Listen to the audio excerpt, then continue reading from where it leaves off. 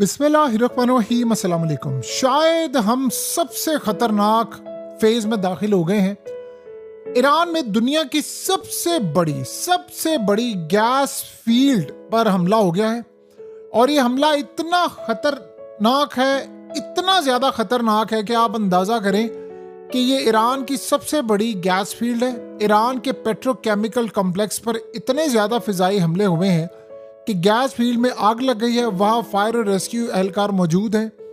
लेकिन ये बात आप ज़हन में रखिएगा कि अब जो दुनिया में बहरान पैदा होने वाला है आप उसको भूल जाएंगे, क्योंकि अब दुनिया की सबसे बड़ी गैस फील्ड यानी ये जनूबी पारस में सबसे बड़ी, जहाँ कतर और ईरान दोनों के मराकज़ हैं, ये यहाँ पर इन्होंने अटैक किया है। अब ईरान ने जो आगे कहा है वो बड़ा तबाहकुन है। ईरान ने कहा कि सऊदी अरब, मुत्तहदा अरब और कतर में तेल की और गैस की तमाम तंसीबात पर हम अटैक करने के लिए जा रहे हैं और उन्होंने वार्निंग जारी की है कि जितने रिहायशी हैं वो इन तंसीबात के करीब रिहाइश पजीर शहरी, मुलाजमीन और दीगर तमाम के तमाम इलाके छोड़कर चले जाएं। अब जो हम अटैक करने जा रहे हैं ये शायद अब तक का सबसे खतरनाक अटैक होगा। देखिए, ये पेट्रोकेमिकल कॉम्प्लेक्स से लेकर तमाम गैस और ऑयल रिफाइनरीज इस वक्त उड़ाने के लिए जा रहे हैं और अगले 6 घंटों के अंदर अंदर उन्होंने इसको उड़ा देना। हो सकता है 2 घंटे में उड़ा दे। उन्होंने कहा अब ये तमाम के तमाम जो मराकिज हैं ये हमारा जायज हदफ होंगे और अगले चंद घंटों के अंदर अंदर हम इनको उड़ाने के लिए जा रहे हैं। ये अब तक की शायद सबसे खतरनाक सूरत हाल इस वक्त पैदा हो गई है और आप अंदाजा करें कि कैसे लेवल पर यह काम हो रहा है कि इस लड़ाई में इस वक्त सबसे बड़ा मेजर किरदार है कि इजराइल और अमेरिका, यानी वो इनके लोग मार रहे हैं, पर्सनालिटीज, और यहाँ पर जो सूरत हाल हो रही है, यानी अब सोचें गैस इंस्टॉलेशन पर वो अटैक करने जा रहे हैं। अब आप अंदाजा करें अब दुनिया को ना गैस मिलेगी, ना तेल मिलेगा, ना कोई और मामला होगा। अब जो रात को ईरान ने अटैक किया है वो भी आप सबने देख लिया है कि तमाम यूएस की जो बेसिस रीजन के अंदर उनको उन्होंने टारगेट किया, इजराइल को टारगेट किया और ये इतना खतरनाक टारगेट था जिसने सब कुछ उड़ाकर राख का ढेर बना दिया। अब आप बताएं कि जब आप ये इस लेवल पर काम करने के लिए जा रहे हैं, आप इतनी तबाही करने के लिए जा रहे हैं, पूरे वर्ल्ड में अब बहरान पैदा होने वाला है और इसका सबसे ज्यादा आपको पता है नुकसान किसको होने वाला है? यूरोप को होने वाला है। गैस के मामले पर जब आप ये सोचे, अब उन्होंने पहले तो शायद थोड़ा बहुत लिहाज करना था, अब उन्होंने वो भी नहीं करना। अब आप बताएं ना कि ये पूरे का पूरा वर्ल्ड जो इस वक्त ये तमाशा देख रहा है, आप बताएं यूरोप ने गैस कहाँ से लेनी है? वो गैस फील्ड को उड़ाने के लिए जा रहे हैं। अब आप बताएं यूरोप ने गैस कहाँ से लेनी है? अब यूरोप के साथ साथ दीगर ममालिक का क्या हाल होगा? अब तेल की कीमतें आसमान पर जाएंगी। यानी आप बताइए कि क्या कोई किसी लेवल पर जाकर इंसान सोच सकता है कि इंसान इस लेवल पर जाकर भी ऐसी हरकतें करे? अब ये वाकई इस तबाही के अंदर पूरे का पूरा वर्ल्ड अब जलेगा और ये ज़हन में रखिएगा। अब सबसे बड़ा मसला ये है कि ये अटैक जो था वो इजराइल और अमेरिका ने मिलकर किया है, तो उन्होंने तो नहीं छोड़ना। अब उन्होंने नाम बता दिए हैं कि हम फलाने मुल्क की फलानी गैस पेट्रोकेमिकल कॉम्प्लेक्स, फलानी जगह पर ये कॉम्प्लेक्स, ये वो एक एक चीज़ उन्होंने इवन के सऊदी अरब तक का बता दिया है कि हम कौन सी ऑयल रिफाइनरी उड़ाने के लिए जा रहे हैं, क्या मामला करने जा रहे हैं। बताएं कि क्या इस सूरत हाल के अंदर जब इस तरह का मामला होगा तो पूरी दुनिया में कोहराम नहीं मचने वाला? ये पूरी दुनिया को ग्लोबल रिसेशन में लेकर जा रहे हैं।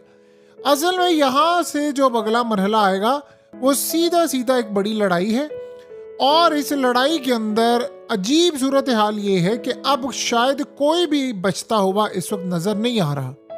ऊपर से अमेरिका अब एक और भी प्लान कर रहा है। वो प्लान ये है कि अब उन्होंने कहा कि हमने ईरान के अंदर खार्क आइलैंड और दीगर पर अपनी फोर्सेस उतारनी, और उसके बाद अब आप सोचे उससे भी भयानक अगला ये काम क्या करने के लिए जा रहे हैं। इन्होंने उससे भी ज्यादा अब भयानक जो काम करना है, आप उसका तसव्वुर नहीं कर सकते कि वो काम उससे भी ज्यादा खतरनाक है। यानी आप ये सोचे कि इस वक्त इन्होंने इनकी बिजली तबाह करनी है। यानी वो प्लान कर रहे हैं कि ईरान की हम बिजली तबाह करें, तो ईरान ने कहा कि बाद 1 घंटे के अंदर अंदर पूरे खित्ते को अंधेरे में डुबो देंगे। अब आप बताएं बाकी क्या सूरत हाल रह जाती है जब बिजली चली जाएगी, फिर उसके बाद पानी के प्लांट पर हमला होने जा रहा है। यानी ये गैस कौन इस्तेमाल करता है ईरान के अंदर? ये सारे लोग करते हैं।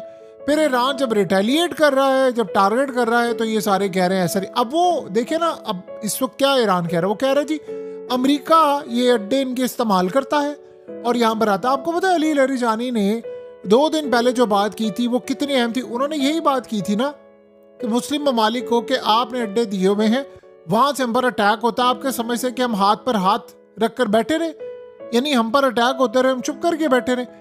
अब वो रिटेलिएट जो करेंगे तो बताइए इस पूरे खित्ते का क्या निज़ाम क्या होगा। और ये खित्ता नहीं पूरा वर्ल्ड तबाह होने के लिए जा रहा है।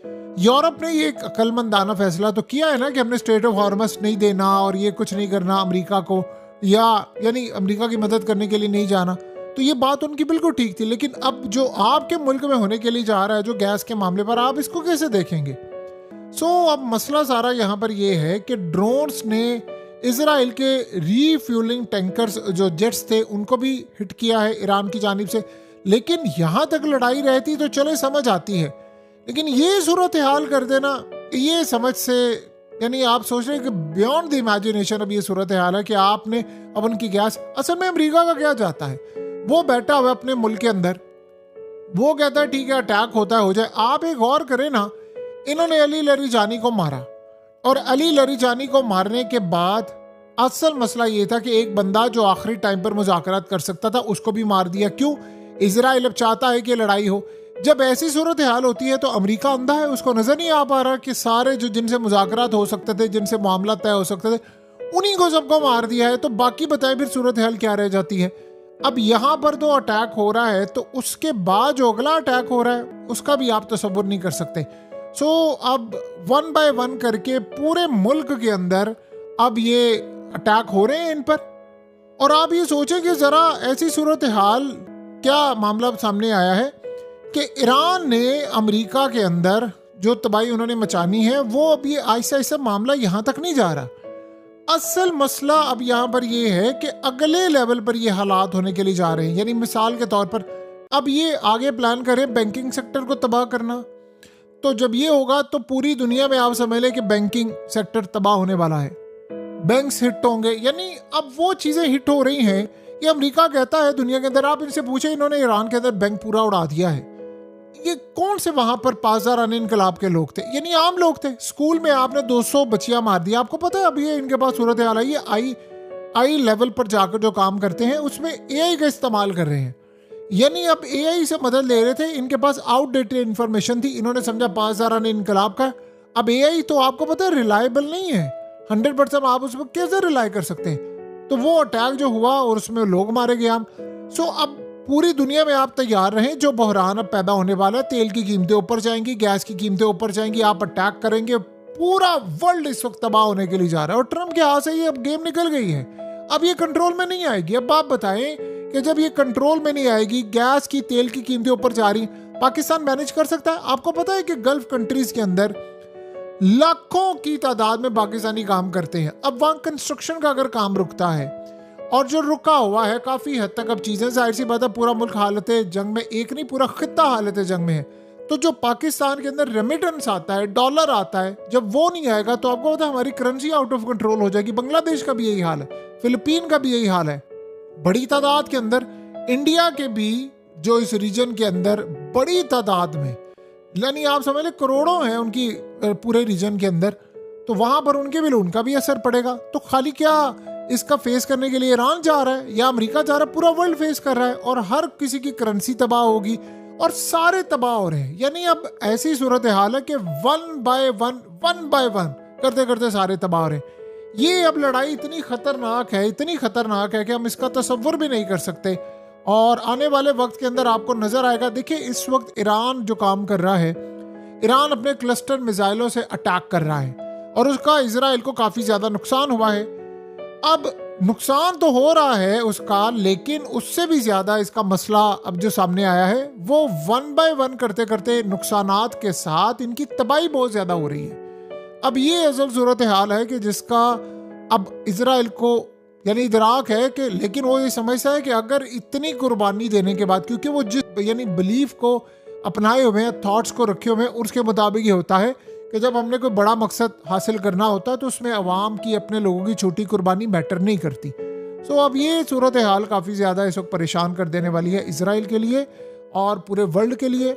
लेकिन इसमें अब रगड़ा पूरा वर्ल्ड जाएगा, यानी ईरान भी रगड़ा जाएगा, पाकिस्तान भी रगड़ा जाएगा, इंडिया भी रगड़ा जाएगा। माशी हालात एक दफ़ा ख़राब होना शुरू हो जाएंगे तो ये बात आप जेहन में रखिएगा। यहां से आप रिवर्स करते करते 20-25 साल लग जाएंगे, ये इतनी जल्दी रिवर्स नहीं होने वाला। तो अब तो सोचे वो जंग जो खत्म होनी थी, इन्होंने अली लरिजानी को मारा भी तो इसलिए था ना कि वो बातचीत करने वाला दरवाजा ही बंद कर दे, अब से लड़ाई हो, और प्लान करके फिर उनकी गैस यानी फील्ड पर हमला किया। अब वो बदले में हमला करेंगे। अब आप बताएं कि बाकी सूरत हाल क्या रहेगी। क्या ये मुल्क अब कोई रिटेलिएट करे तो फिर लोग बाकी उसके कहेंगे क्यों रिटेलिएट करे? वो कहते जी हम तो राइट रखते हैं।